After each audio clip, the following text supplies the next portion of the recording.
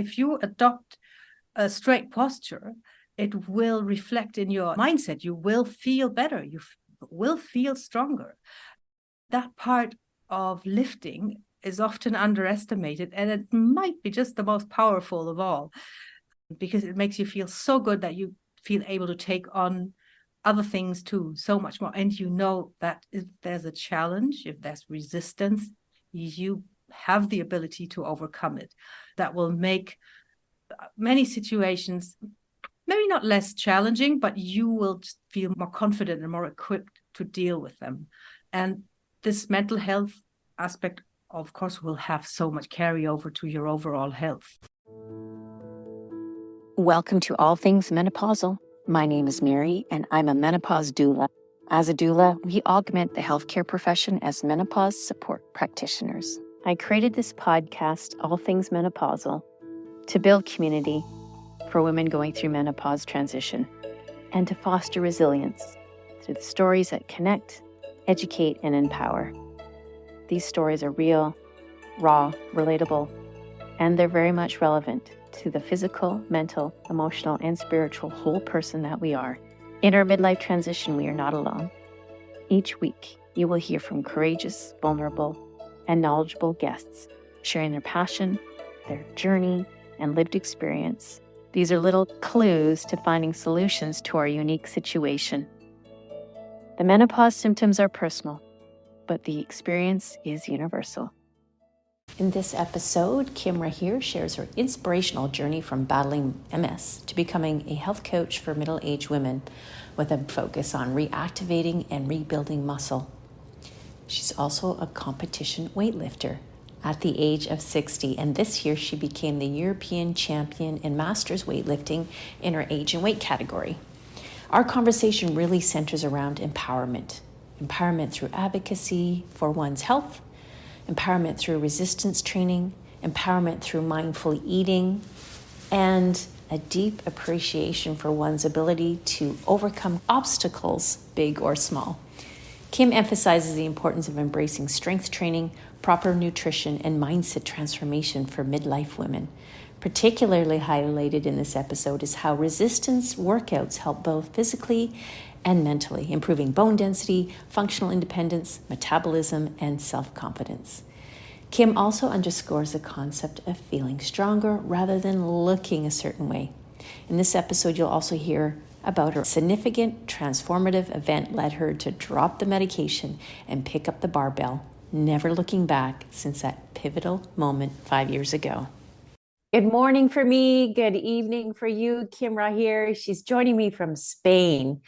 It is really delightful to have you here, Kim, because I think a lot of our women will be quite interested in. We all go through that aging process where we look at our bodies, we feel our bodies disintegrate in some ways in terms of muscle mass and bone density loss, but then we gain all of the extra maybe around the midline. It's just not fair. But you've cracked that nut. You know what to do. I'm so glad that you're going to share that story with us. So welcome, Kim. Thanks for having me. I'm really excited to be here too. And I know we share so many things, experiences and convictions. And if there's, just one thing we can do, like really give hope to women our age and let them know it's never too late. And there's so many things you can do. I think then we've done a good job. Absolutely. And I like one of your mottos, and I'm going to paraphrase it, but on your Instagram post, you basically said that we don't stop moving because we age. We age because we stop moving. And I am a big proponent of that. The body's designed to move. Absolutely. It's just all up in the brain here that tells us otherwise. Yeah, it's culture. It's also the phases of our life that we go through. We get so busy, we're looking after families, we may be having a job, and all these things sort of get in the way. And our world now is built in a way that movement is just not a given. You really have to struggle and fight to make it happen. So when you have all these other things on your agenda, like looking after a family and having a job, you tend to forget, and then you feel old and rusty, and then you think it's because of your age, when actually you haven't been moving for a while.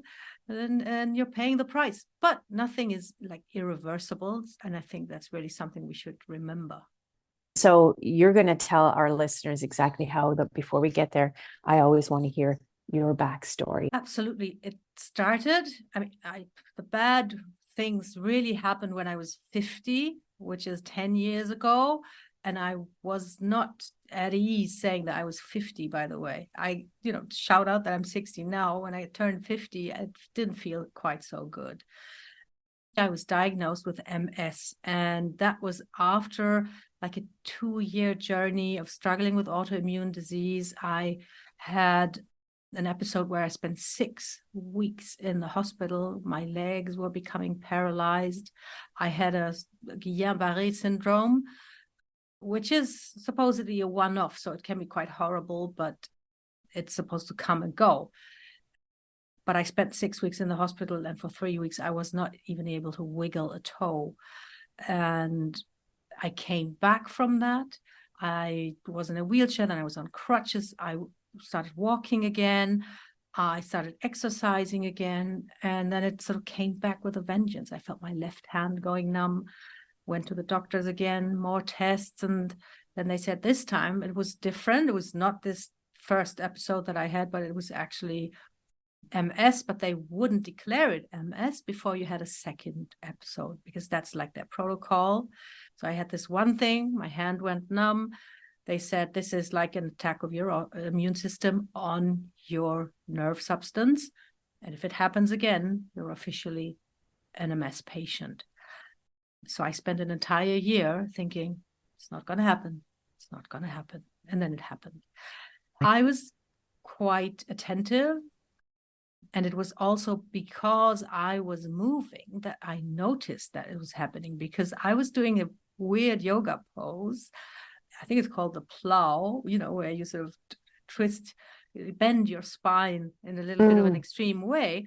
And I felt this tingling inside my spine, and I knew this wasn't right. Any nerve things is always, you have sensations that you shouldn't have. So it's quite easy to know when you pay attention, because some of them are so subtle that you don't really notice. Oh, it's just a little tingling here, a little tickle there. But I knew this was it. This was my second relapse, and the doctor said I would have to have lifelong treatment. I mean, the whole thing is so scary. MS has so many faces. You don't know where you're going. You have no idea. You could end up in a wheelchair. You could end up blind. You could end up with nothing at all. It's really different for every single person. But the one thing that I feared most was this lifelong treatment, because then you give away your power.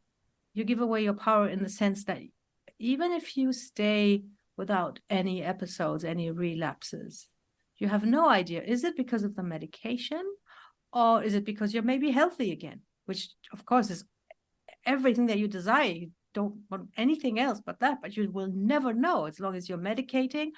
Is your body okay, or is it because you're getting this treatment? So I fought with the doctor for an hour, and I'm quite proud of this now. I mean, he was getting more and more annoyed with me, because he was not used to people saying, I don't want medication. He just says, I give you this and then you'll be fine. And most people say, yeah, that's good. I didn't want it, and I fought. And I'm proud of this because I didn't want to give away my power so easily. And that was also because of that experience in the hospital, because when you're a hospital patient and you can't walk, you lose your humanity. You are a thing. You get pushed around, you get carried to the shower. Somebody else is showering you or helping you. It's not even humiliating or anything. All these people that, the nurses, they're so kind and they're lovely human beings, and they live for helping you, but you have no power. You cannot go anywhere. You cannot do anything. And on top of that, I had symptoms from one syndrome and then symptoms from another. I didn't really fit into the box. So twice a week, I would have like 5 white coats students standing around my bed, looking down and saying, oh, look at this case. Yeah. She's this weird case. And you are there. You're just like a pile of misery in your hospital bed. And then you have people looking at you, talking about you, not even talking to you. So I thought I didn't want to give up my power, but then I had to give in, because what do? You have this thing that could come back. or any time that could disable you anytime. And the doctor says you have to inject yourself 3 times a week, which was interferon beta at the time. So I started doing that. And it's very unpleasant because the injection sites get very sore. Not for everybody. For me, they did. And then you get flu-like symptoms every day that you inject yourself. Just imagine you have a flu coming on, the heaviness of the limbs, the headache, and you have that every single day that you inject yourself, you have that. I just took ibuprofens on those days too, because I didn't want to live like that. I didn't want to live like a sick person or spend a day in bed. I wanted to have a normal life. And we moved between my diagnosis and then we lived in France when I got declared an MS patient officially, and then we moved to Spain. So I met new people, made new friends, and all these. I told nobody that I had MS. I didn't say it to anybody. I didn't want this identity of a sick person. I just wanted to be normal. And I wanted to exercise too. And I asked the very first doctor who diagnosed me, can I exercise? And he said, yeah, you can, but be careful. And to this day, I'm angry with him for saying this, because it basically means he has no idea what I'm talking about. He kind of thinks exercise is supposed to be good, that I don't really know what's she going to do, what's it going to do to her, how is she going to be? I'm not clear on this, so I'm going to sort of say like a yes, but no, it was very vague, not helpful at all. If he had said, you know what, I don't really know, you just go and try and then come back and talk to me about it, I could respect that. Luckily, I had an appointment with the nurse too, the one who explained to me how to inject myself. And she said, you know what, exercise is great for MS patients because it makes the body fatigue resistant. You know, fatigue is a big problem in MS. You tire your body, you stress it, you fatigue it, and it gets better at coming back from that fatigue. So that's when I started going to the gym like for real and starting to lift heavy weights. And I've never looked back because I got so much better and stronger and happier. That was the day when this nurse talked to me. I said, yes, I'm going to go for it. And then soon enough, I was like so well, like clinically, there was so nothing wrong with me. I still have my left hand is still numb. I can't fish my lipstick out of my handbag with my left hand because I'm going to come up with my car key. But, it doesn't really keep me from doing the stuff that I want to do. Right. So after 2 or 3 years, my Spanish neurologist kept saying, it's amazing, you're in such great shape. And one day I asked him if I could suspend the treatment for 2 or 3 weeks because we were going on a camping holiday in Canada, and I didn't want to go with an injection apparatus camping. It somehow didn't fit. It felt cumbersome. And he said, you know what? How about you stop for good? We can try that. I'm happy for you to try this. And this is like so totally against the mainstream. It was at the time. I don't know how it is now. Because even when I talked to another nurse after he had said you can stop, they went, what? Oh my God, this could be dangerous. But he supported me and he let me know at the time, and that was also quite interesting, that they were not even sure anymore that the treatment was effective, that this treatment actually achieved anything. Yeah. No way. So I don't know if they are still using it, because this was 6 years ago, and I've been without treatment and without relapse for 6 years. Well, congratulations. That is fantastic. So you cracked the nut on weightlifting, which is very true. I followed Dr. Stacy Sims, Menopause 2.0, did her certification program, and following the Girls Gone Strong program for women coaching in menopause, women in particular. And the evidence, the research unanimously has saying weight-bearing exercise and heavy weight is key to longevity, is key to addressing aging in the body. And there are so many reasons for that. Certainly because, for one, you're really putting your muscles and your bones to the test and building up some resistance. So perhaps we can speak on that and what you have learned in your weight training, in your weightlifting journey, and how far you've come in those 6 years. Absolutely. I'm not pretending, that you can cure MS with weightlifting or anything at all. But I think there's no way you will not benefit from lifting weight. No matter what your problem might be, you will get better in so many ways. What I think is a really important and powerful aspect, and I see that in my work with women, is the mental health aspect of weightlifting. Because you are learning, like on a daily or 3 times weekly basis, to overcome resistance. How we always say our brain doesn't really know the difference between things. When you're stressed out, our brain doesn't know if it's the boss shouting at us or the saber-toothed tiger hunting us through the woods, right? Our brain does know stress. True. And I think it's the same in this case, overcoming resistance. We find ourselves in front of something that doesn't want to do, like naturally, what we want it to do because of gravity, the weight wants to stay on the floor, and we're going to overcome that resistance and lift it off the floor. And I think that carries over into our mindset. You can also just say very simply, when you have had a really great workout and you have lifted a lot of weight, you just feel like the king of the world. You feel super confident. You can do things. You are physically strong. But there is research also that, the way you carry yourself, if you adopt a straight posture, it will reflect in your mindset. You will feel better. You will feel stronger. So I think that part of lifting is often underestimated, and it might be just the most powerful of all, because it makes you feel so good that you feel able to take on other things too, so much more. And that if there's a challenge, if there's resistance, you have the ability to overcome it. That will make many situations maybe not less challenging, but you will just feel more confident and more equipped to deal with them. And this mental health aspect, of course, will have so much carryover to your overall health. It's all connected, it's all connected. The body is one piece. And I mean, we can also talk about all the other benefits, like you mentioned, the bone density, the muscular health. Functional independence, I think, is really a big one. It's a big one.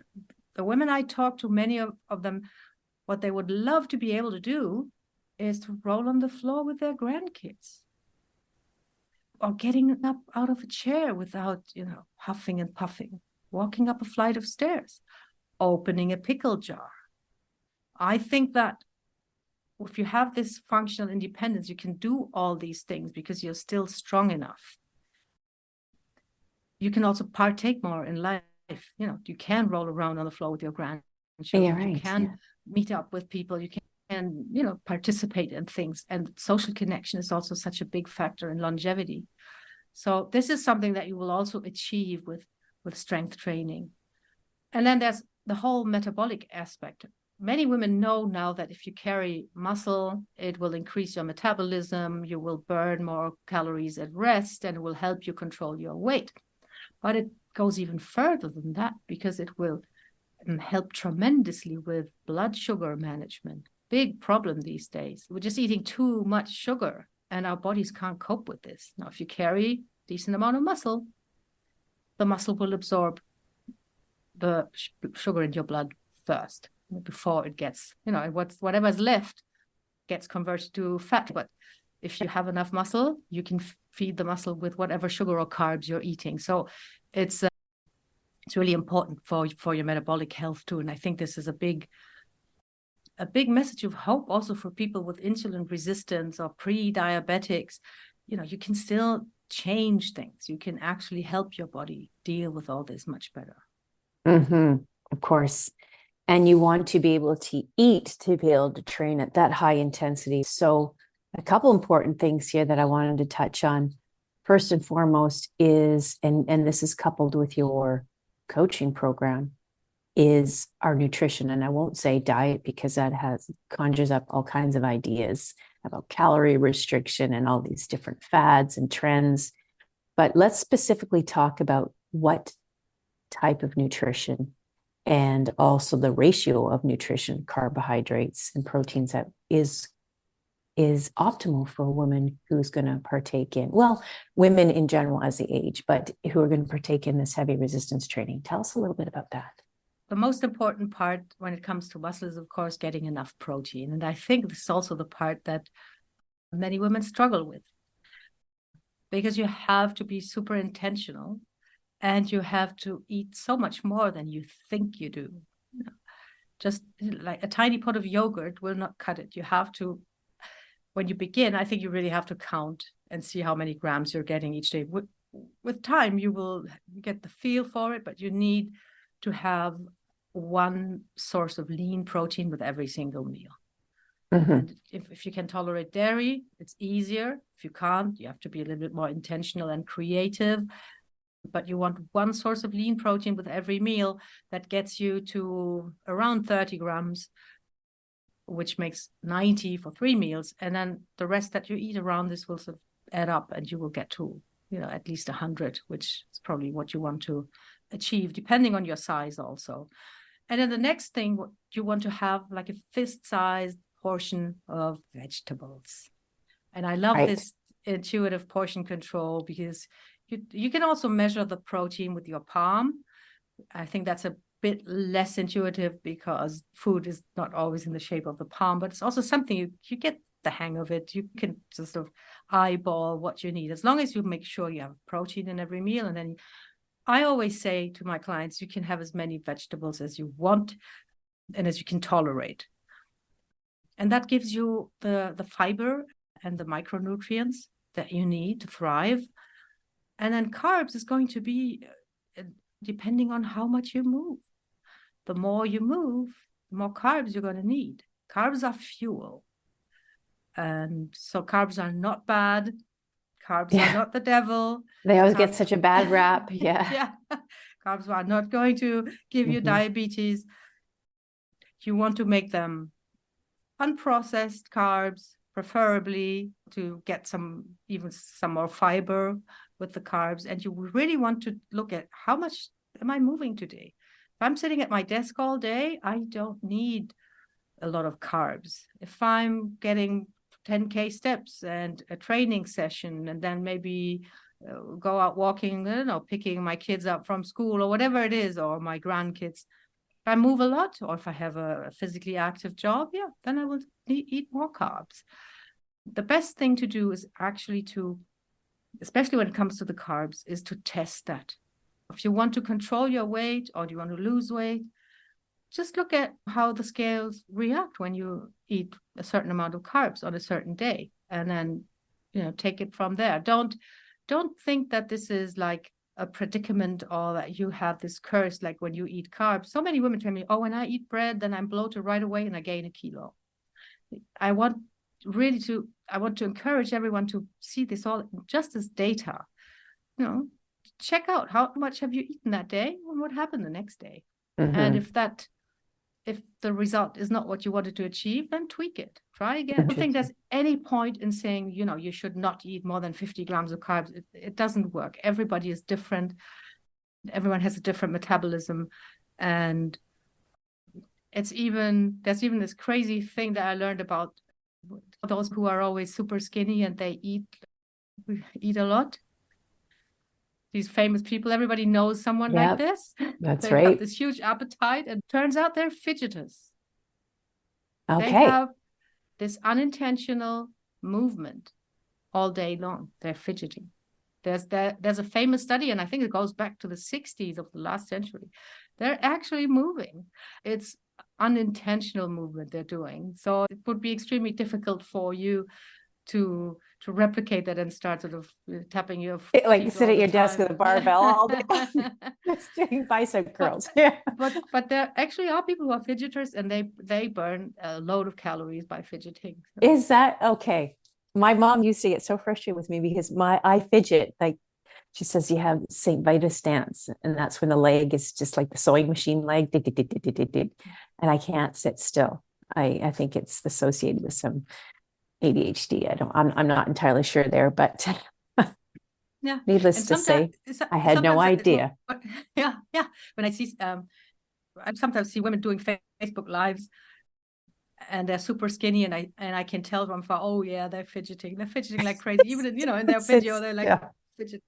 So yeah, would be great if you could sort of become a fidgeter automatically somehow, because the calories that they burn on top of their metabolism, I think it goes in the thousands. It could be like up to 2,000 calories or something. It's crazy stuff. It's really crazy. Unbelievable. Okay, so there's going to be a new digital course on fidgeting. Learn how to fidget. Kim. Oh, that would be cool. Just to illustrate, that everybody needs to find their own best formula when it comes to eating. And some people need more food, and other people need less food. Great segue right there, Kim.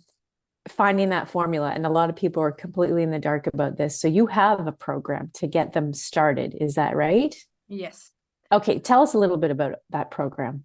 So the first thing that I start with always is an exercise program. Start training right away, start moving, because that's the thing that will sort of put everything into balance, get all the health benefits of working on your muscle. And we can talk about how we do this. When you're a midlife woman and you have been sedentary for a while, you can't just follow any old exercise program. There's loads of fantastic stuff on YouTube. It's just not made for women our age who haven't been exercising for a while. So that's something where start by just checking exactly where you are at physically to see what you can do. How's your mobility? How's your strength? And then get you started from there to make sure that you can move from day one, but you do not get hurt, and you start gathering momentum.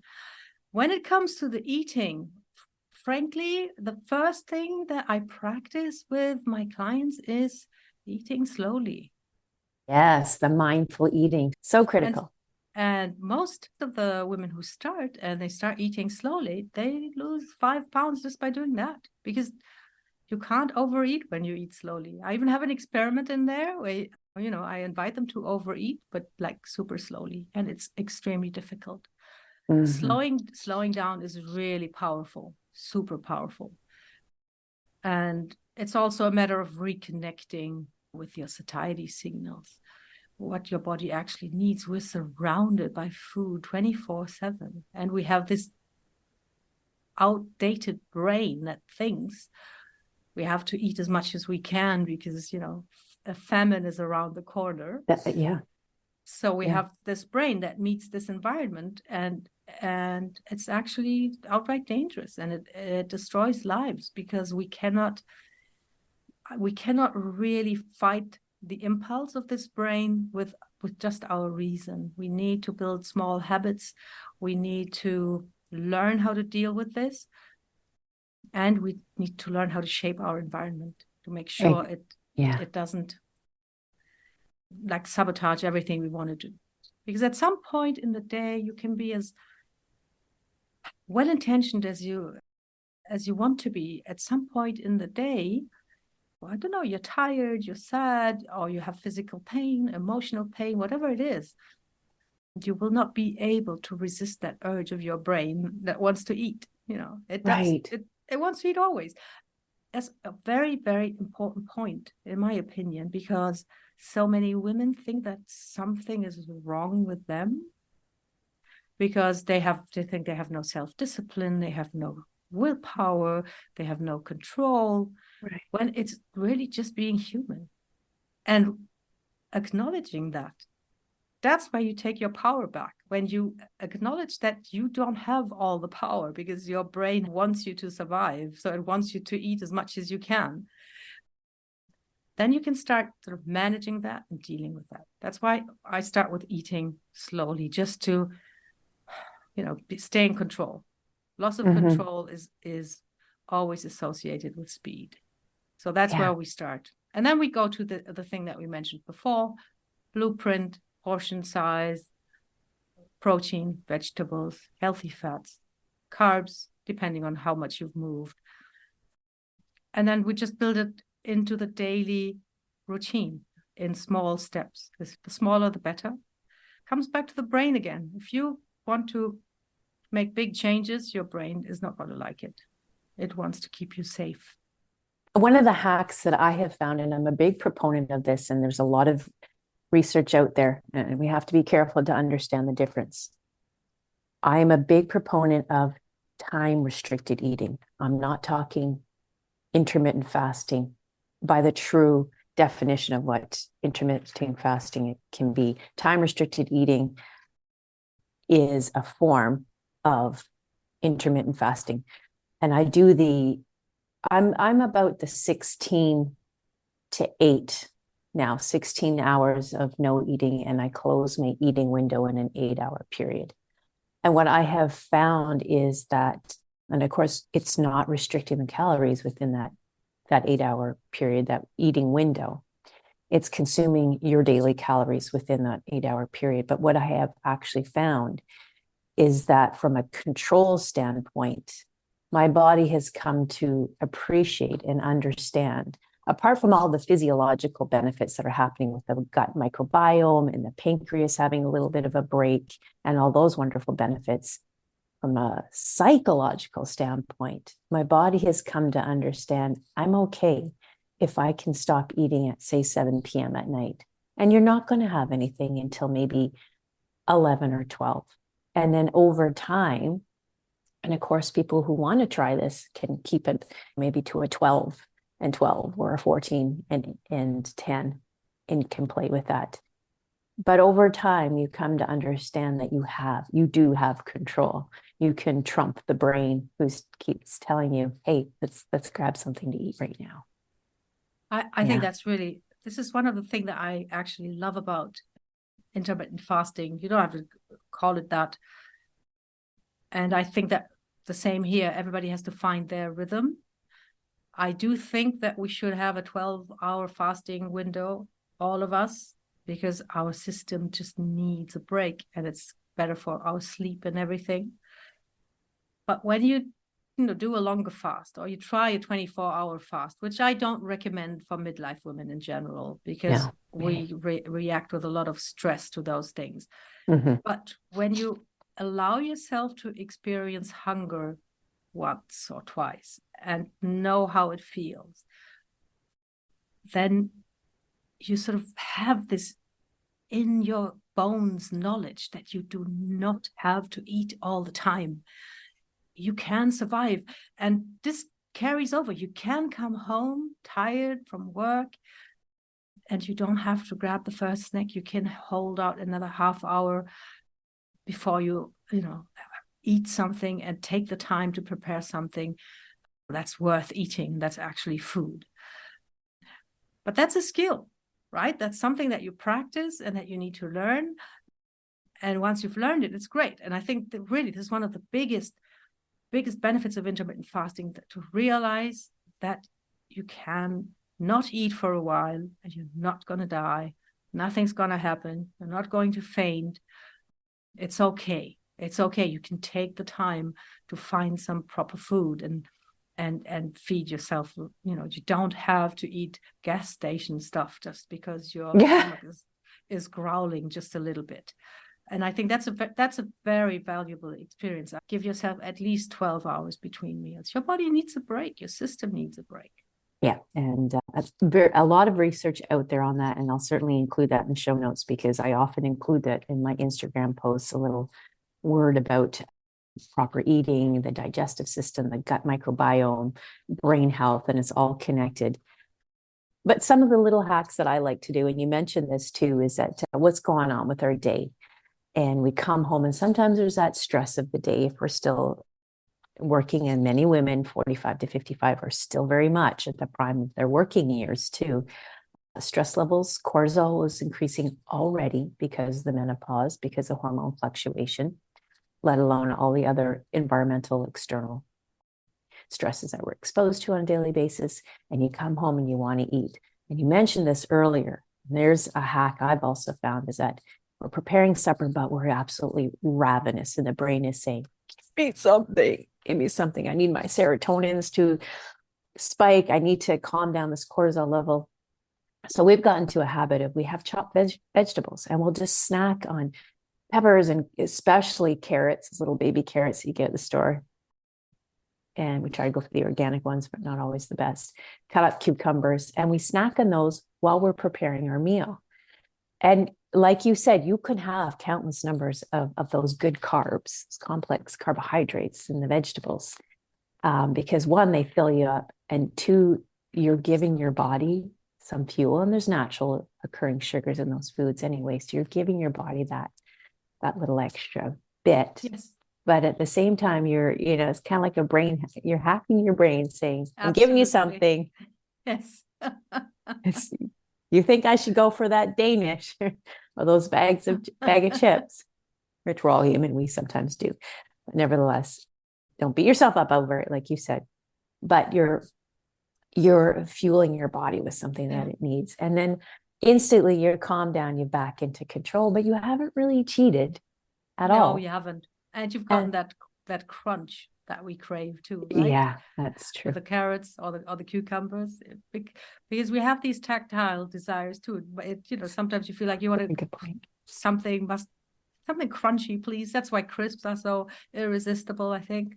And you can actually have the exact same effect with chopped vegetables. Yeah, very good. Crunch. I never even thought about that way. That crunching, the brain hears, oh, there's crunching going on in there.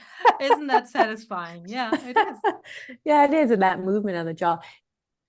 So Kim, tell us then some success stories. I really like to hear about some of the women that you have coached, and your success story is incredible.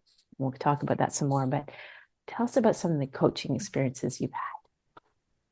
One of the most touching stories is actually a lady who came to me. I think she was 68 at the time. And she was in pain. She had back pain. She felt stiff.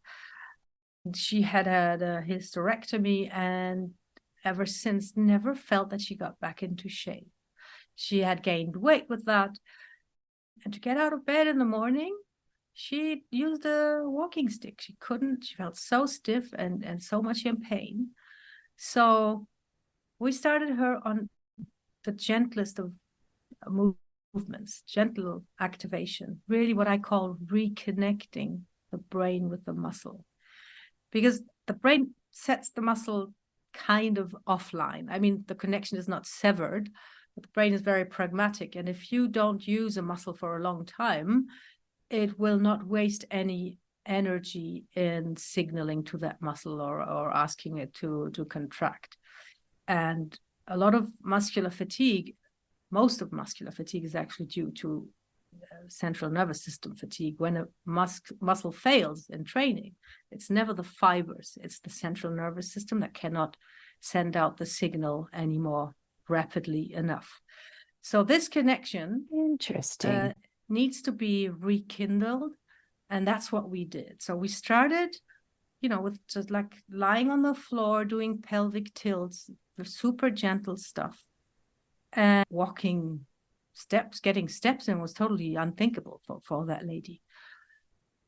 And she was so consistent. And after a few weeks, she already said, and this is something that I love this. After 2-3 weeks, she said, I feel so much better. I feel more mobile. It's something that you can, with any kind of strength training and even this gentle activation, you feel better after a very short time. This is really what I want to tell everyone. You do not have to train for years and pump iron or whatever you want. You do just a little bit, and after 2 weeks, you're going to feel better. So over time, she got stronger. She started to do real workouts, strengthening her muscles. She can walk 10K steps today. And there was one thing she had been dreaming of. She wanted to go back to horse riding, which was totally impossible 2 years ago when we started working together. And 2 months ago, she signed up and she went on a horse ride and she loved it. And she was fit to really ride that horse, because that's strength training too. And this is one of the stories that touches me most, because she was in tears when she came back from that horse ride and told us about it. because this was from a situation of no hope, having tried all sorts of like supplements and medications, and just by moving gently and being very consistent, she got back to a totally normal life. Now she goes dancing 3 times a week and Oh, stuff. wonderful. And that's also the thing that I Wonderful. mentioned before about, the functional independence. When you can take part in activities and everything, this is a big health boost too that comes from just being strong and mobile enough to take part. And there's one other story that's really very impressive. That was a lady who had been prescribed HRT by her doctor a year before. And within 2 or 3 months, she had gained 10 kilos. She didn't know what was going on. And when she met me, that was a crazy coincidence. The supply of that HRT that she had been prescribed had run out in her region. She was told by the pharmacist that she'd have to wait for 2 or 3 months before she could get it back. And I think that was the kicker. She said, let's just try what Kim is suggesting. I can't take this stuff. Let's try something else. So she started training 15 minutes a day. She was not in the same fitness shape as the other lady. She went to Pilates classes, but she had never done strength training. She had never intentionally built muscle. So she started to train 15 minutes a day, and she started to change her diet and focus on protein. And in 6 months, she lost 14 kilos. She never went back to HRT. She regularly came back and said, I was in my Pilates class, and there was this movement that I had never been able to do. And all of a sudden I could do it easily because of the training. I think this is really important. I love yoga. I love Pilates. I think there are a little bit more of recovery protocols than they are actually strength protocols. And you need that, what we call progressive overload, to stimulate the muscle and to build the muscle. I think that only doing yoga, for some women say they have fantastic results with it, and that's great. If you have something that works for you, that's fine. But if you've been doing yoga for years and you still feel that you're not strong enough, or that maybe your core could use a little bit, or you can't get up from a deep chair and you struggle, then you really want to look at strength training, at progressive overload, and it will carry over. Then you will get better at yoga and Pilates too. Absolutely. It's very complementary.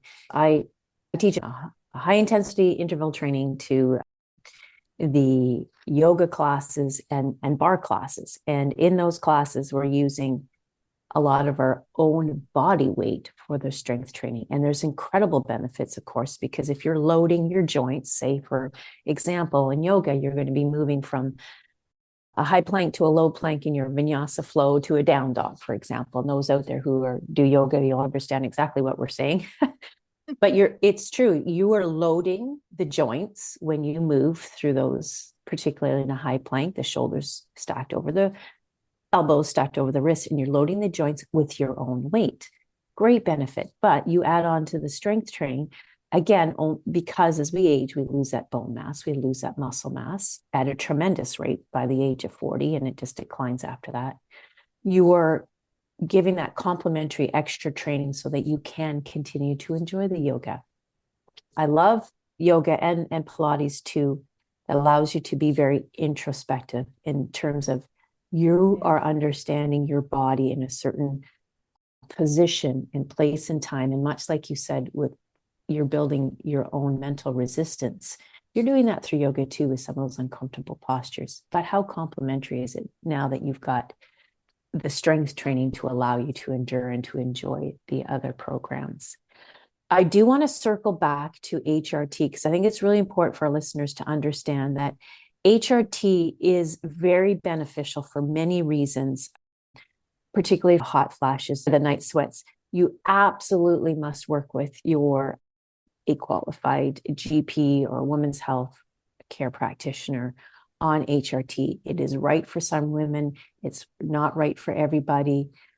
There's research that's saying that it's vital to longevity in our bodies, in the whole women's health initiative, and the understanding that it just causes breast cancer has been completely debunked. But in this particular case, there was probably a lot of underlying issues with this woman to begin with, and the HRT could very well have exacerbated. But what she did, and you noticed, you made a reference to that or brought that out, is that she increased her proteins, and which that alone had probably incredibly helped shape her. She also her mentioned that she had female health issues that should have been, in her opinion, like a red flag before prescribing HRT. But it's exactly as you say, you have to talk to your doctor and make sure that your doctor answers all your questions. You know, that goes back to my fight with my neurologist a long time ago. You do not have to give away your power just like this. You have the right to understand and to know what's going on, and ask away until you're really sure you understand. And then you can be on board with that treatment. If it's just something that's thrown at you and you're not really quite sure what's it going to do, is it going to work, is it not going to work, then, you know, the conditions are not really ideal. So you want to ask all the questions that are on your mind until your doctor gets impatient. Then you've done a good job. Yes, I love what you said. Do not give your power away. And that is my whole purpose for existence and doing what I do in the menopause space as a doula, or also a women's health support practitioner, is we empower the women with that right information, and we advocate on their behalf. Advocate to make sure that when they go in to talk to their healthcare practitioner, their GP, because GPs do not, and the statistics have proven this, they do not have that background in women's health and menopausal health, but to keep asking those questions. And if you're not finding them, seek a second opinion or a third opinion, or work with a doula, work with a coach. In fact, a lot of coaches today, and this is a shout out for the Dr. Stacy Sims and the Girl Gone Strong program. They have more information on the science, the physiology, the mental, the emotional health of the menopausal transition and all that is going on with the hormones than a doctor does. So even as a coach, you are probably more informed, well equipped to be educating on those areas of women's health.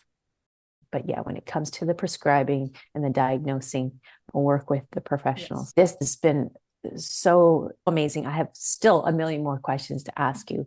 But one thing I wanted to ask, because let's face it, when it comes to finding a coach, a lot of women put a lot of emphasis on, well, how do you look physically? You know, they're going to say, if you're going to work with me and I'm going to dedicate my transformation to you, they want to be able to look at their coach and say, that's proof in the pudding. Now, clearly your story is evidence of that. But tell me though, how do you attract those clients with your offerings, with what you have to say? Do you rely a lot on telling your backstory to make that connection? I'm going to tell you something that to me today seems absolutely crazy. I started telling my story a year ago. Okay. I never thought that I thought that was my history, and I was shy about sharing it too. Deep dark secret. Yeah, it's a bit like a dark secret. And I was even shy about sharing my weightlifting. Oh. Because I'm doing Olympic weightlifting, which is very rare at my age. I started at the tender age of 55, and at international competitions, I meet women my age. Some of them have been like weightlifters for a really long time, like from their youth. But there are quite a few, just like me, who started. Some of them came through CrossFit, for example. They started when they were in their 50s already and started weightlifting. And now because this is considered to be such a masculine sport, right. You know, it's explosive. It's about strength. It's a bit raw. It's about iron and kilos. And I thought that women would be intimidated if I shared that, thinking, oh my God, she's doing this thing that's got nothing to do with me. And at some point I started sharing that, and I think it was a coach, my coach, who told me, go share that. That's amazing. And I realized that it was actually inspiring. I had no idea. I thought it would be intimidating and maybe even repelling. What is she doing? No, women are so inspired, and it's because I'm doing what I love. It's something physical, it's something challenging, and I'm doing it. And it's a roller coaster of emotions too, because you have good days and bad days. And this is now, I think, the main connection point where I show that at our age, you do not have to be invisible. So many women tell me they feel invisible. They say literally, when you turn 50, you become invisible. And this sport that I have is one where, the light is on, they call your name, and you step out on that platform, and it's only you. And even if there's only 50 people in the room, they all look at you. That's scary. Yeah. But it's also exhilarating and exciting, and it gives you strong emotions. My very, very first competition, I thought I was going to cry all the time because the emotion was so strong. It was just boiling up inside me. This was just so powerful. And that's what I'm sharing now. And I think that's how I connect with those women. I'm showing them that you do not have to be invisible, and you do not have to be perfect. I love sharing failed lifts where you drop the bar, and this not giving away your power, not accepting to be invisible, and keeping your body as strong as you possibly can. I think that's an inspiring message, and I feel that women can connect with that, much more. And this is also a big change in my own development. After I was sick, I started training because I wanted to build myself back up. I forgot everything about dieting, shrinking, looking skinny. I didn't care. I wanted to build myself back up, and I wanted to be strong. And my message, even when I coach movement, when we talk about training, it's not about how it looks. It's about how it feels. When you do a stretch, you want to feel the stretch in your hamstring. It looks as though the person showing you what you're doing is, like they're putting their upper body flat on their thighs, and they're so flexible, and then you sort of try to get your upper body there. That's not it. It's not about how it looks. It's about feeling the stretch at the back of your thigh. It's about how it feels, not how it looks. And yes, I mean, you said I look good, and that was very kind of you. But most of all, I really want women to feel like me, because I feel stronger and I'm more confident than I have ever felt before in my life. Wonderful. Amen to that. Yes. And then our whole demeanor changes. Our face lights up, and that's what we physically can display to the world. We radiate this excitement, this newfound youth, if you will, because we are connected to something that brings us joy, and it transcends in our demeanor and the smile on our face, the shine in our skin, if you will. Kim, tell our listeners where they can find you. You can follow me on Facebook with my name, Kim Rahir, where I share all sorts of tips and tricks, and also my weightlifting endeavors and what I'm up to. You can have a check of my website, kimrahir.com. There is a free assessment on there, a health and strength assessment that you can take. So it's a pretty holistic questionnaire. It's not, can you do 5 push-ups? It looks at your whole state of being, because as we said, you want to start where you are at. You don't want to do something that's not appropriate for you and could get you hurt. So with this assessment, you can actually find out where your point A is, and when you know your point A, then you can start moving to point B from there. We'll put that up on the show notes. Last question, very important one. What book are you reading? And what does that say about you, Kim, or what message is in that book that you want to share with the audience? right now I'm reading a book that's called The Better Brain. Oh, And it's about two Canadian scientists who found that mental health issues can be treated pretty well with nutrition. And it's really exciting and a bit infuriating too at the same time, because it's obvious that medications, don't work, at least not in the long term, or don't work very well. And they show incredible results with good food and nutrients. aha.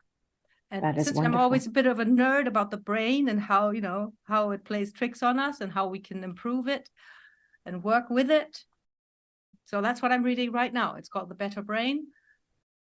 And I'm excited to learn about how we can improve our brain. I mean, it's for us midlife women, we want to really cherish that cognitive function and make sure it stays intact. Absolutely. Shout out to my fellow Canadians, the authors of this book called The Better Brain: Overcome Anxiety, Combat Depression, and Reduce ADHD and Stress with Nutrition. Okay. What individual in this world, on this planet, can't benefit from this book, right? Let alone, Yes. of course, us, the menopausal woman. Fantastic. I'll put that in the show notes. That is wonderful, Kim. I have really enjoyed speaking with you. I feel that there's a Was lot of lovely. similarities. The body's designed to move. We are really big on that, and the nutrition that fuels the body to get optimal performance. Aging is just a state of mind. Honestly, the body is telling us, no, we can do so much more. And you've proven Absolutely. that. Thank you for taking your time to be here all the way from Spain. So good luck on your future competitions. I can't wait to follow your success stories and more of your posts on Instagram and Facebook. Please, listeners, go check that out. Take the assessment and see where you're at and discover where you can go. Thank you, Mary. Thank you. Such a strong, inspiring conversation with Kim. And here are my key takeaways. Number 1, you are never too old, too out of shape, too sick, too this, too that to start physical exertion for better health. The benefits of beginning a training program for heart health, bone health, mental and emotional well-being far outweigh the risks. Talk to your healthcare professional or work with a certified coach, Kim is one of them, to get started. Your heart, muscles, bones, and brain will thank you. Number 2, working against resistance in the gym can spill over into working with resistance in life. Overcoming the challenges by pushing harder, digging deeper, and believing more strongly in yourself is just not rules for the gym. These are rules of engagement for life. When you see how far you can push physically, there's a mental switch that goes off that gives you the strength to go beyond your limitations psychologically. Number 3, a diagnosis of an illness should not be a death sentence or a permission slip to give up. Kim is one of countless individuals who have defied odds with an illness or impairment to achieve great feats. Other examples include Bethany Hamilton, who lost her left arm in a shark attack at age 13, but continued on to become a professional surfer. Jim Abbott, born without a right hand, he became a successful Major League Baseball pitcher. Or there's Amy Purdy, who lost both legs below the knee due to bacterial meningitis, but went on to become a professional snowboarder, winning bronze at the 2014 Paralympic Games. The body is designed to move, and the brain's job is to protect the body by tricking it into believing otherwise. That survival circuitry often does us no favors, which brings me to my next takeaway. When it comes to healthy nutrition, it's more than what's on the fork. It's mindful connection between how we eat and what triggers us to overeat when our bodies don't need to eat. Rewire that circuitry in the brain by slowing down and allow the sensation of fullness to set in. Number 5, allow the belly to experience the sensation of feeling hungry. You are teaching your brain that you are absolutely okay without food for a while. You will not starve, you will not die, and time-restricted eating is a form of intermittent fasting and a very effective way to allow that sensation happen while also giving the belly a bit of a rest. There's plenty of information out there in the ether to learn more. And you can also check out my blog on gut health on mlcoaching.com. Number 6, mirror, mirror on the wall. The way we look has gained too much exposure for the last, I'd say, few hundred years. But let's get back to basics, to what is really important. How does it feel in the body? Become the observer of your own body and own health, and let that be your guide. And last point, leaving your job at 50. Now, we didn't get much into this in our conversation with Kim, but Kim was actually a successful journalist before her MS diagnosis, and after discovering the benefits of weightlifting in her 50s, she left journalism to go on to become a successful coach. My point here is that sometimes life throws us a curveball, and there's a reason for it. It takes courage to up and leave a job for sure, but when we lean into our pain rather than push it away, there is an abundance waiting for us on the other side. So what are you waiting for? Kim's favorite read is The Better Brain: Overcome Anxiety, Combat Depression, and Reduce ADHD and Stress with Nutrition. You can find Kim at Kim Rahir, that's spelled RAHIR.com. Go online and check out our free assessment tool to learn more about your own health and strength as your baseline. She's also on LinkedIn, Facebook, and Instagram.